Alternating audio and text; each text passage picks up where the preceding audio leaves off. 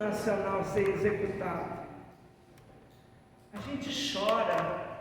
Já ouviram as pessoas que estão fora da pátria dizer que quando ouve o hino nacional, a gente chora, porque a gente sente no coração que nós estamos lá na nossa terra. E esse amor aos símbolos nacionais se estende, então, ao canto do hino nacional, à bandeira brasileira, aos heróis da pátria. Quando a gente estudava e a gente falava dos heróis da pátria, que coisa mais linda, aquilo aquecia o nosso coração. E será que hoje em dia já não existem mais heróis? Existem, muitas vezes são heróis anônimos, heróis que lutam para manter essa pátria em pé, para manter essa pátria soberana. No nosso tempo, quando estudávamos, a gente tinha lá a educação moral. E o papel da educação moral era isso mesmo, ensinar o amor à pátria, e que passa pela moral. Sem moralidade, não se respeita aquilo que existe na nossa pátria. Mas será que o amor à pátria só é amar o hino nacional, amar a bandeira, amar os símbolos nacionais? Tudo aquilo que representa a nossa pátria precisa ser amado, precisa ser preservado. Conservar a nossa identidade cultural, a nossa música, a nossa poesia.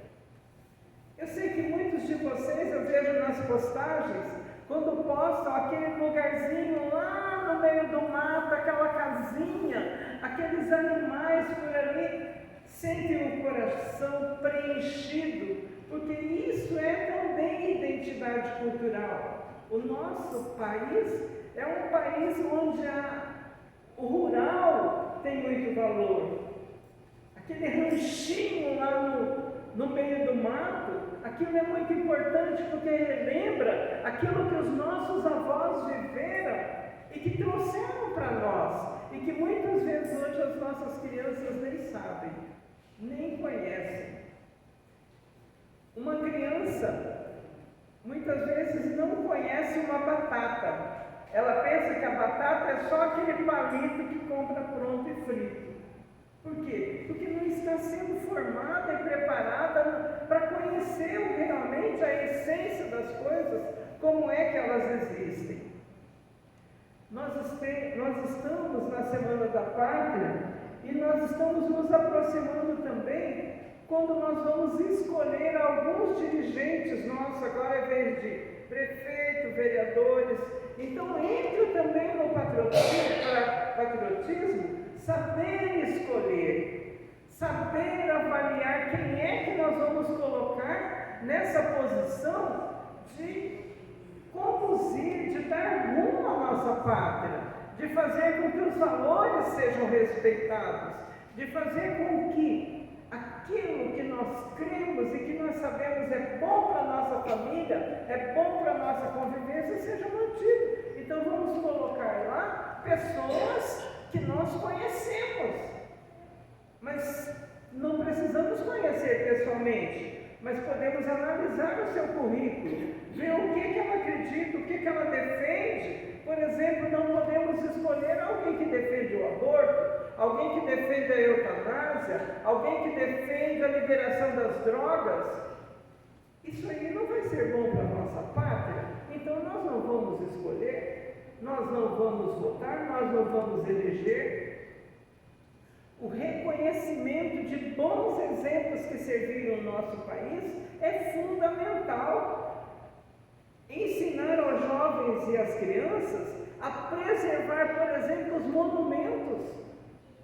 É doloroso nós passarmos ali na Praça do Papa e perceber que aquelas placas que muitas das nossas famílias contribuíram para que existisse lá, foram destruídas. É um monumento. Para nós é um monumento da fé, mas para a sociedade teria que ser considerado um movimento patriótico, porque traz lá a representação de todos os papas, de todos o respeito à religião dos outros. O tema hoje da nação é patriotismo e solidariedade. Então, respeitar a religião do outro, respeitar a fé que o outro tem, respeitar os símbolos que os outros cultivam, é também solidariedade, é também patriotismo. Antigamente tínhamos os telefones públicos e muitas vezes eles eram vandalizados.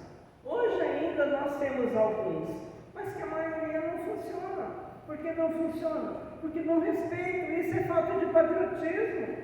Assim como é importante, é necessário respeitarmos os monumentos públicos, tudo aquilo que serve para a coletividade precisa ser respeitado. E isso é patriotismo. Um telefone público, um terminal de caixa eletrônico, são propriedades públicas. É para todo mundo usar. Do jeito que eu uso, eu devo deixar preservado e cuidar para que aquele que vem depois de mim possa usar também. Praças muitas vezes são destruídas, plantas que se arrancam, lugares de visitação que muitas vezes acabam sendo destruídos, os parquinhos infantis nas praças são vandalizados, são destruídos. Os costumes, as tradições, os antepassados, o respeito aos antepassados, a fauna, a flora. E ainda tem gente que se gaba porque caçou um tatu e comeu. Está destruindo a natureza, a fauna. Um animal que está em extinção e que não pode ser comido, não. Tem que ser preservado. A flora também. Quanta destruição. Um dia eu cheguei aqui, eu sofri, porque eu percebi que o jacarandá que nós tínhamos ali com tanto zelo, com tanto carinho, que plantamos junto com o Padre Mário, foi cortado. Um erro, um engano na hora que mandamos cortar algumas coisas, aí cortaram o jacarandá. Isso é falta de patriotismo. Não se preserva a fauna, a flora, os monumentos. Não somos patriotas, não cuidamos da nossa casa. A nossa pátria é uma casa comum, sem falar então da nossa terra, que também muitas vezes está sendo destruída, e colhemos hoje os frutos com esse calorão. Como disse a Madalena, hoje amanheceu frio, na hora do almoço já estava o calorão, né? Por quê? Porque não respeitamos a fauna, a flora, não respeitamos a natureza, os rios. E também os compatriotas. Se eu respeito tudo isso, mas não respeito o meu irmão, qual é o mandamento de Jesus? Ama Deus sobre todas as coisas e ama o teu próximo como a ti mesmo. Aquela pessoa que não pertence ao mesmo partido político que eu, precisa ser amada, respeitada, compreendida. Eu não posso acreditar que somente o partido político que eu acredito, que eu voto, é que é bom. Às vezes é bom uma coisa, não é bom na outra. E as pessoas têm direito de fazer suas escolhas, de fazer suas opções. A cultura de uma nação é muito importante. Se nós não preservarmos, vai sendo destruída a memória dessa nação. E muitas vezes o estrangeirismo vai entrando de tal forma nas nossas músicas, até mesmo no nosso vocabulário, que a gente já começa a usar línguas estrangeiras em vez de falar o que nós queremos dizer. Por exemplo, hoje em dia você não ouve, muitas vezes você não ouve a pessoa dizer assim, eu tenho conhecimento sobre esse assunto. A pessoa diz, eu tenho know-how sobre esse assunto. Não é inglês. português é conhecimento. Quem foi que falou que quem fala inglês é melhor do que eu que falo conhecimento, que uso a língua portuguesa? Então, isso também é patriotismo. E o patriotismo implica na solidariedade. O que é solidariedade? Se Jesus disse lá, ama o teu próximo como a ti mesmo, é importante que nós nos coloquemos no lugar do outro. Isso também se chama empatia. Sentir a dor e o sofrimento do outro. Sentir também a alegria do outro. Isso é solidariedade. Ninguém é autossuficiente. Todos precisamos uns dos outros. Ninguém pode dizer eu não preciso de ninguém. Ah, eu sou independente. Claro que não. Nós dependemos do que o outro faz, do que o outro produz. Nós dependemos do que o outro ensina. Isso nos leva então a voltarmos lá atrás em Platão, Aristóteles, que são aqueles filósofos lá no início. Eles disseram assim que nós somos todos políticos. Aí quando a gente fala nós somos todos políticos, ou ouvimos Platão e Aristóteles dizer, a gente valeu. Eu não. O que é política? É um relacionamento. Nós somos sim seres políticos, seres que se relacionam. Não é politicagem, não é isso que nós vamos começar a ver, se já não estamos vendo, um falando mal do outro, um xingando o outro, um apontando todos os erros e defeitos do outro. Mas ser político é trabalhar em benefício dos outros, é ser solidário com aquilo que os outros vivem. Isso também é importante na hora de nós escolhermos os nossos candidatos. Ver aquele que de repente enriqueceu muito. O salário de um vereador, de um prefeito, de um presidente da república não é uma coisa muito pequena, mas não dá para enriquecer demais. Só enriquece se ele entra em corrupção. Se ele aprova uma obra e ele leva uma parte daquilo. Isso é corrupção. Então, se nós não nos colocamos no lugar do outro, como é que nós vamos poder ajudar a pessoa que está passando por algum sofrimento, por alguma dificuldade, se nós só olhamos para o nosso umbigo, se nós só olhamos para as nossas necessidades? Viver a sua própria realidade unicamente é egoísmo, é indiferença. Eu só me preocupo com o que a minha família tem, com o que a minha família faz. Não, a tua família depende da família do outro. A tua família é tão importante quanto a família do outro. Muitas vezes é pouca humildade, por isso que só olha para si mesmo. É sem compreender o sentimento do outro. E a solidariedade vai além de fazer aquilo que é politicamente correto. Passa pela empatia, colocar-se no lugar do outro, ter compaixão, contribuir e dar, sem esperar retorno. Você não vai, essa é uma notícia. Você não vai receber nada daquela pessoa que você ajuda. Você não vai receber, às vezes, nem o agradecimento.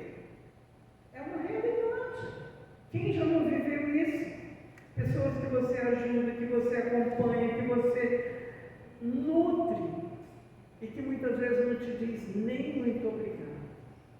Às vezes, mesmo nas nossas comunidades, aqui nas comunidades paroquiais, você serve uma vida inteira, Você trabalha muito tempo, você rala. Às vezes as pessoas até confundem você pensando que você é o padre daquela igreja, que você é uma freira naquela igreja, mas depois passa muito tempo, aquela comunidade festeja os 50 anos, uma consideração, os 50 anos que estão comemorando da existência daquela comunidade, mas não convida você. Você trabalhou 20 anos lá. E você trabalhou para ser convidado na festa de 50 anos? Ou você trabalhou porque você queria servir? Porque você era solidário com aquelas necessidades daquele tempo, daquela época, seja na pastoral da criança, seja na pastoral dos enfermos, seja na coordenação, em qualquer situação. Você serviu por solidariedade, porque sabia que tinha crianças desnutridas precisando, que tinha enfermos que precisavam ser visitados, que tinha uma comunidade que estava em desarmonia e que precisava alguém para coordenar. Você serviu gratuitamente ou você ficou esperando? Quando nós estamos servindo, a gente não fica esperando. Então, lá na frente, não se assuste se você não for convidado para mais nada e nem lembrarem do seu nome, de tudo aquilo que você fez lá, porque você não fez mesmo para receber reconhecimento, você fez gratuitamente, e isso é que é bom. Existem outras situações que nós não podemos deixar de falar e que revelam solidariedade. Por exemplo, dar lugar no ônibus para as pessoas que estão mais fragilizadas que você. Nas salas de espera, às vezes no médico, no posto de saúde. Quantas vezes a gente vê pessoas jovens, fortes, sentadas, e idosos, pessoas debilitadas em pé. Não houve então a formação. Porque a solidariedade precisa ser aprendida. Não é uma característica inata, você nasceu sabendo. Não, você não nasce sabendo. Você precisa aprender, e isso depende de nós que vamos ensinando para a criança, para o jovem, para o adolescente, que precisa saber dar lugar para os outros, que precisa respeitar a vez do outro passar, porque às vezes é um tumulto até na fila da comunhão, porque quando uma pessoa vai entrar, o outro não quer deixar. Porque até aqui tem que ter competição. Ocupar seu lugar. Ocupar o seu lugar. Isso eu conversava com as meninas numa formação que nós fomos fazer fora daqui. Nós estávamos sentados lá no lugar, a Judite até estava nesse lugar.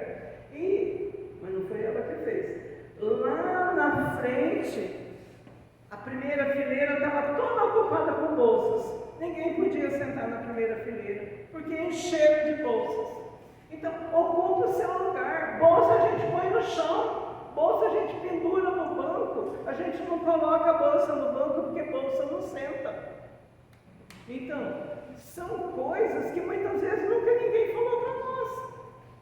Mas é que nós precisamos estar atentos a isso. Eu vejo ali na Perpétuo Socorro, às vezes a gente chega para sentar, não tem lugar, mas tem um monte de bolsa sentada.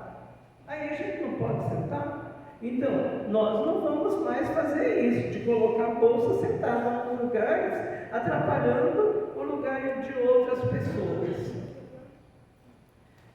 Na nossa casa, onde nós vivemos, não ligar som alto, não atrapalhar os vizinhos, não varrer a frente da sua casa e jogar a folharada na calçada da vizinha, não botar fogo na folharada lá e que a vizinha acabou de lá, sem falar que o ar seco que fica ainda vai queimar folharada, e a sua vizinha acabou de lavar a roupa, aquela fuligem vem toda na roupa. Então, se coloca no lugar. Se fosse você que tivesse lavado aquela roupa e a vizinha botou fogo lá, ou o vizinho botou fogo, ou os cachorros barulhentos que não deixam os vizinhos dormir, aquieta esse cachorro, vê o que ele está precisando. Às vezes está com fome.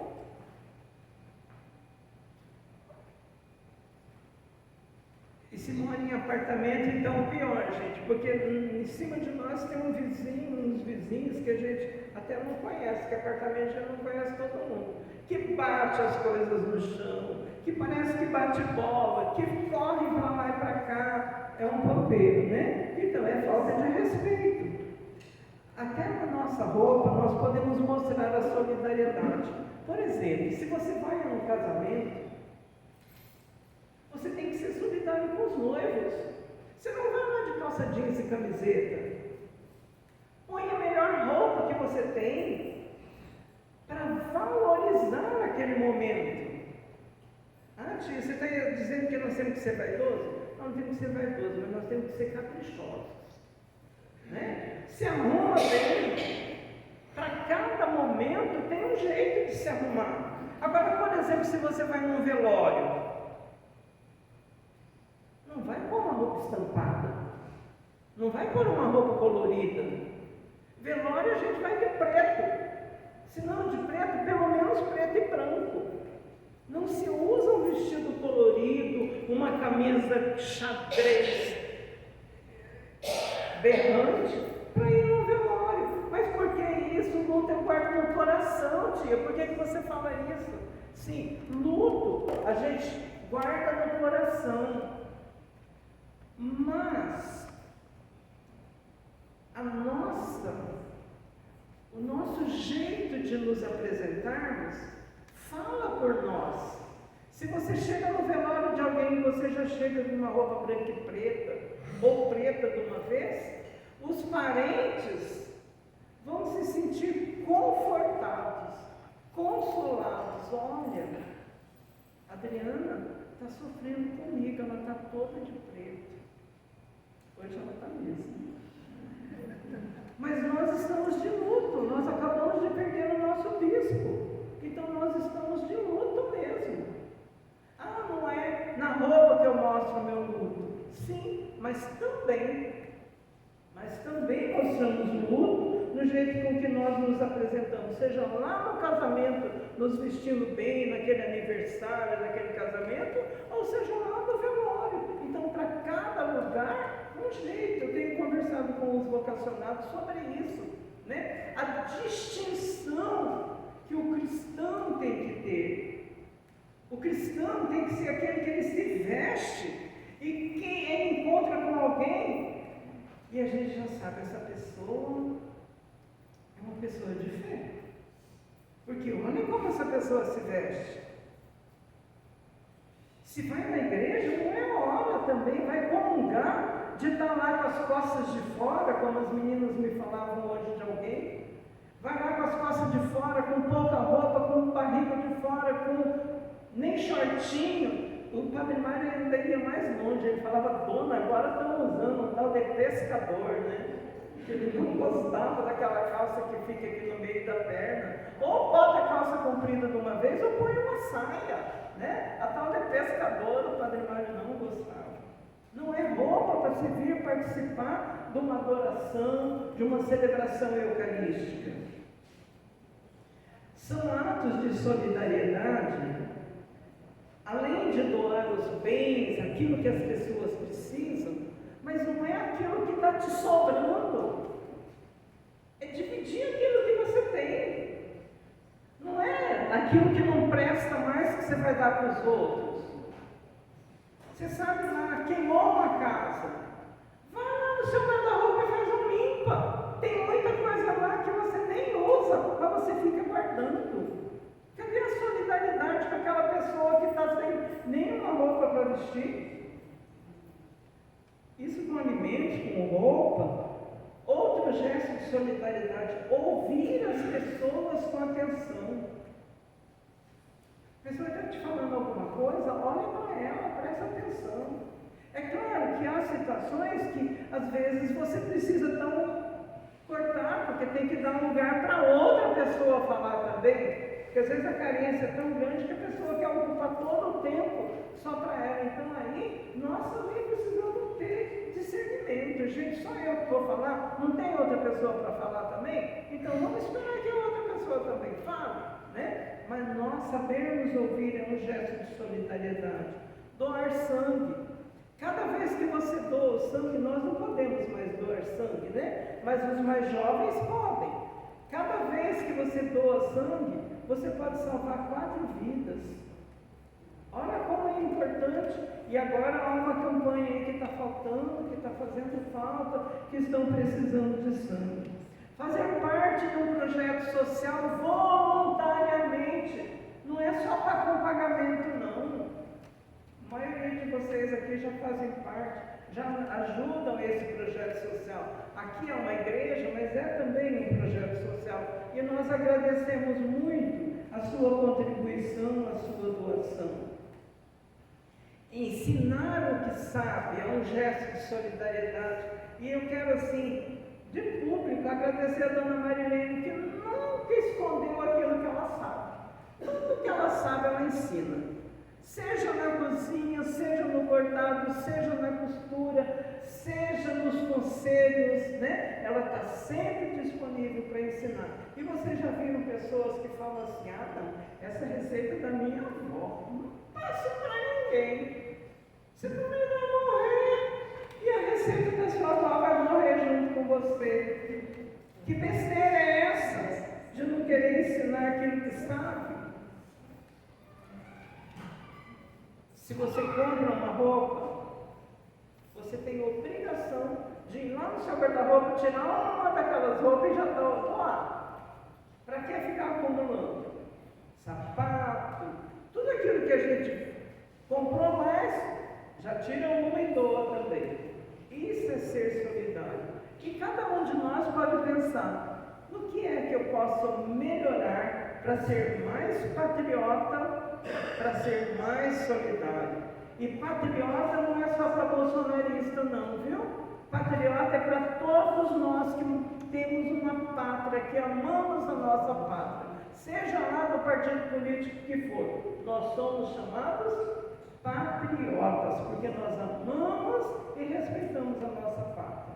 Tá bom? Louvado seja o nosso Senhor Jesus Cristo. Amém.